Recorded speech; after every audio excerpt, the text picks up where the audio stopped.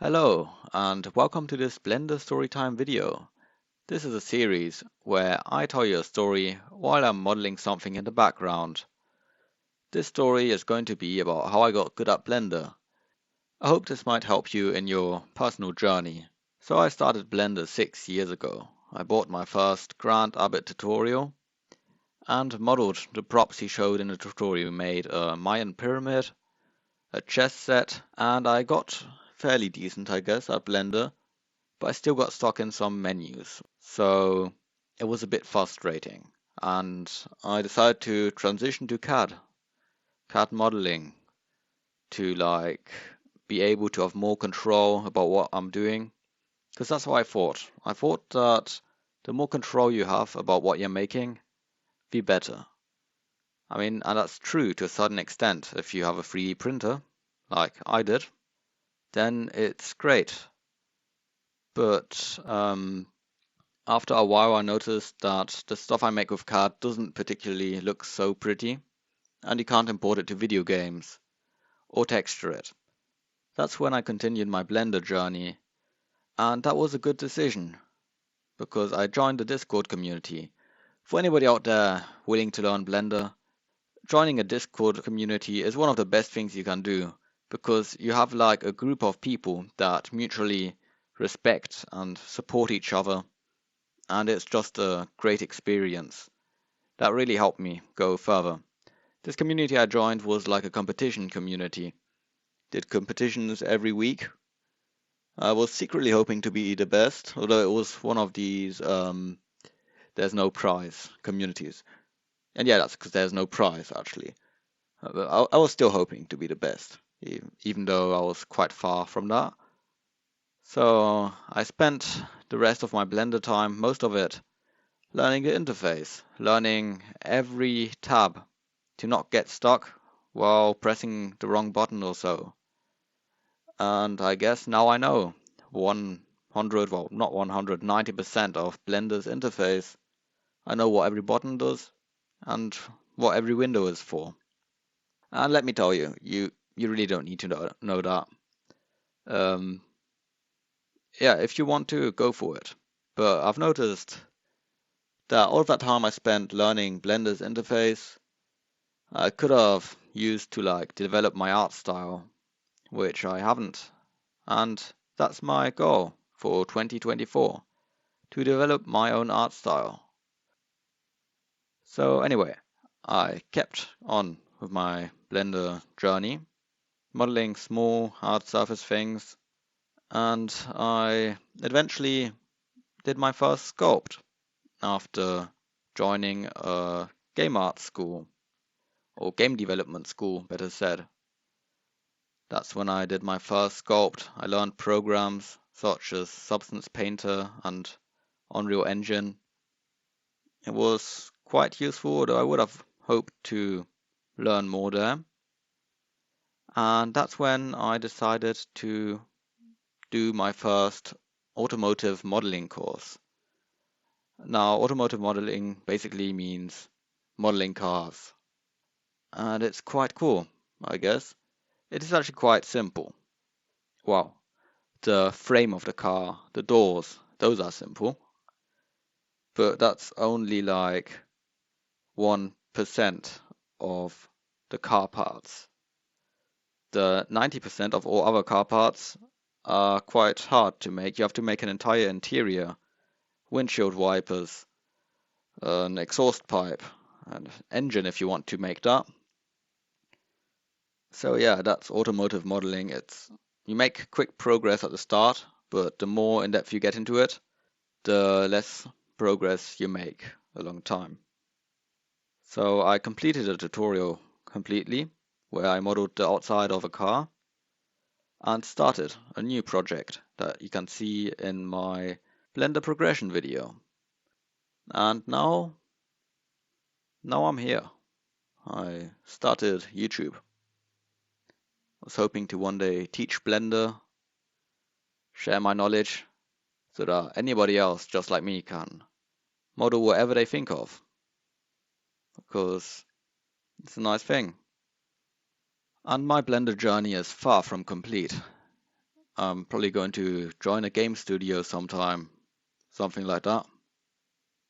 But for the time being, I'm developing my own projects and doing YouTube, which has recently roasted me.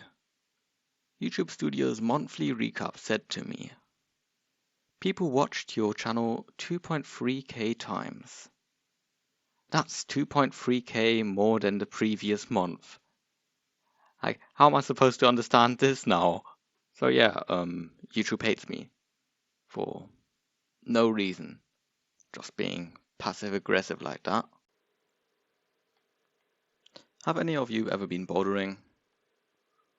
I mean, like, you YouTube people in my comment section, because you meet a lot of game developers when you're bouldering. Like, I've only met a few people, but only game developers. I've never met a non-game developer bouldering. That's probably because I don't meet many people, to be fair. But many game developers also, like, that I didn't meet bouldering, that I met in a different way, somehow also go bouldering. So what's like this magic bonding between game developers and bouldering? There's clearly one, because I'm also a game developer and I go bouldering. But not because I'm a game developer. But then again, same applies to all other game developers. How? So let me tell you a story. How I met a few game developers when bouldering. So I was climbing up on a bouldering wall, as usual. And there was like this corner coming up. And behind that corner there was somebody else climbing. And suddenly I noticed at about the same height, they were just there, bouldering. We bouldered into each other. Like, it's a strange thing to do. Like, probably even a hard thing to do. Because you'd have to really try if you'd want to do it too. Unless you're lucky like me. So anyway, we got speaking, climbed a few walls together, and it turned out they are also game developers. Somewhere nearby. It was great, got to meet them. And later my university sent me an email about that their university is hosting a game jam. That's the game jam I'm talking about in the other video.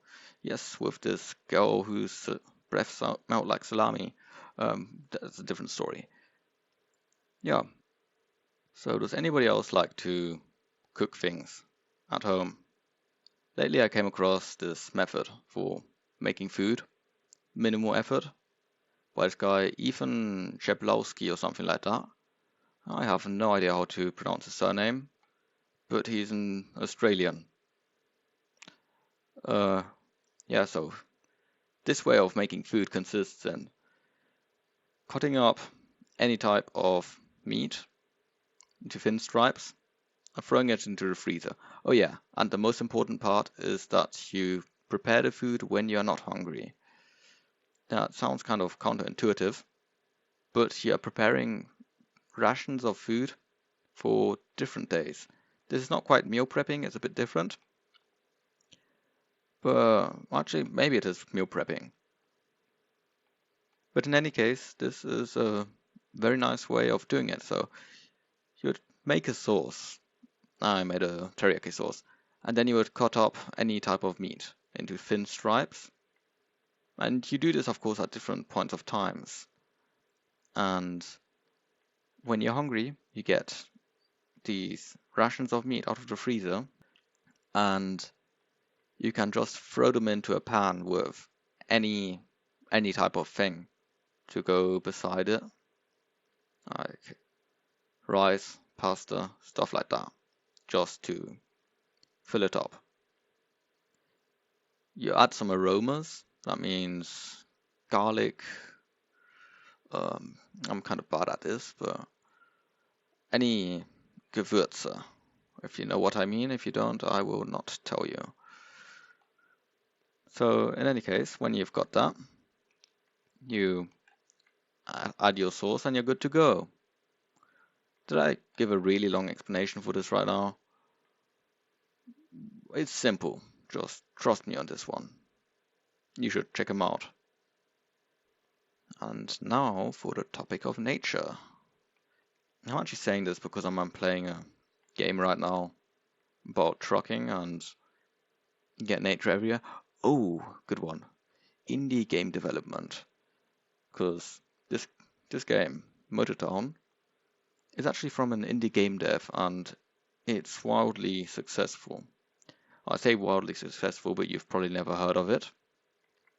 It's got like a really strong community behind it already. I have too many hours, too many. Probably something like 130 or so, I think last time I checked. The thing about this game is you're just driving a truck. You're not driving a truck. Well, you are if you want. But you have to deliver things from A to B, and you get money from that. And you can buy yourself better trucks from that. And then you can drive better trucks and deliver more things, earn more money. And that's basically the gameplay loop of Motortown. I like it. I understand that it's not everybody's thing because it doesn't have a story and stuff. Some people only like story games. But I like it. I think it's fun. Did I ever mention I wanted to make a gaming channel once? Well, no, I didn't. Purposely. But I did try making GTA videos. And honestly, I think GTA is one of the worst type of videos you can make to start a gaming channel. Because they exist everywhere. Everybody and their dog has made a GTA video. Meaning that it's hard. It's very hard, you don't get any impressions hardly.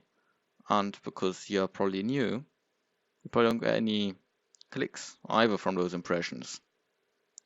Meaning the YouTube algorithm will just put you in a back drawer and say, goodbye mate, I don't like you. Speaking of which, thumbnails. To our next topic, the thumbnails. Thumbnails are the most important part of video creation. Or not of the creation, but of getting people to click your video, because it's the first impression of a client. It's a book title, basically, a cover. And if it looks good, people think your video is good. If it looks bad, well, people think your video is kinda crappy. Which it maybe is, I don't judge. So that's the thing about it, and there's so much to it. Like really much. You'd never think how much goes to thumbnails. I myself, my Blender progression video, at the start I had like a simple thumbnail with a fox on it that I made, because I didn't want to spoiler my biggest projects. But then I decided to change it to the car I made. But not just that, I applied the rule of thirds to make the composition extra spicy, and used the same tone of blue on the car as the Blender logo has in the middle. As Blender has a orange and blue color scheme, that's a complementary color scheme. No, not complementary, it's a different one, I don't quite know. In any case, it means that it gets lots of attention, it attracts your eye naturally, and that's what the thumbnail did. Had a very basic white background. You'd almost think that all of these people just create any thumbnail, you know? They throw anything together that they have. But so much thought goes actually into it if it's one that you're clicking on. Because they think of everything. Color scheme, composition, what will be on it, the title to go with it. Oh yeah, that's also a massive thing. If the thumbnail is complemented by the title, or if it has like text on it that goes with the title, then like that's very appealing. That really draws people in. My blended progression video again, I didn't really have anything interesting at first, so I quickly changed it after a few hours. My title was My Blended Progression 2023, and the text on the thumbnail is how far I got. So you see, they're like building towards each other. The text on the thumbnail and the text on this music is doing some kind of knocking sound. I thought somebody was knocking on my door. Maybe, I don't know. Okay, so I forgot what I was saying. Goodbye.